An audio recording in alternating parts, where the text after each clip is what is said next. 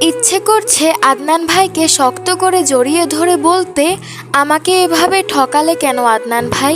আমি তো তোমার বউ হবার স্বপ্ন দু চোখ ভরে দেখেছিলাম। আমার কি দোষ ছিল? প্রথম ব্যাচের খাবার শেষ হওয়ার পর মহিলারা খেতে বসলো। শালুকের ততক্ষণে খিদে মরে গেছে। বুক ভর্তি যন্ত্রণা শালুককে দুমড়ে মুচড়ে দিচ্ছে। হাসনা এবার আর শালুককে আলাদা খেতে দিলেন না, নিজের পাশে বসিয়ে দিলেন। এক পাশে শান্ত আর অন্য পাশে শালুককে নিয়ে হাসনা খেতে বসলেন।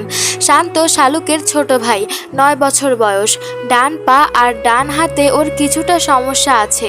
ডান পা বাম পায়ের চাইতে খাটো হওয়ায় সমান তালে হাঁটতে পারে না। ডান হাতে খেতে পারে না, গুছিয়ে কথা বলতে পারে না, সহজে কিছু বুঝতে পারে না। অথচ দু চোখ ভর্তি মায়া তার। চেহারা দেখলে মনে হয় যেন দেব শিশু। শালুকের সবচেয়ে বেশি মায়া তার এই ছোট ভাইয়ের জন্য। হাসনা এক লোকমা শালুকের মুখে দিচ্ছেন, এক লোকমা শান্তর মুখে দিচ্ছেন, নিজে খাচ্ছেন না। খাওয়াতে খাওয়াতে শালুকের মেজো চাচি ফরিদাকে জিজ্ঞেস করলেন, ধ্রুবকে কল দিয়েছ আপা?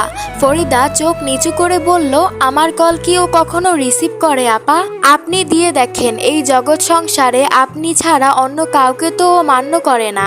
ধ্রুব ভাইয়ের কথা শুনে শালুকের চোখ মুখ শুকিয়ে গেল, কাশি লেগে গেল। হাসনা মেয়েকে পানি খাইয়ে দিয়ে বললেন, মানুষ হবি না তুই আর, হাতে পায়ে বড় হয়েছিস, শুধু মাথায় বুদ্ধি হয়নি।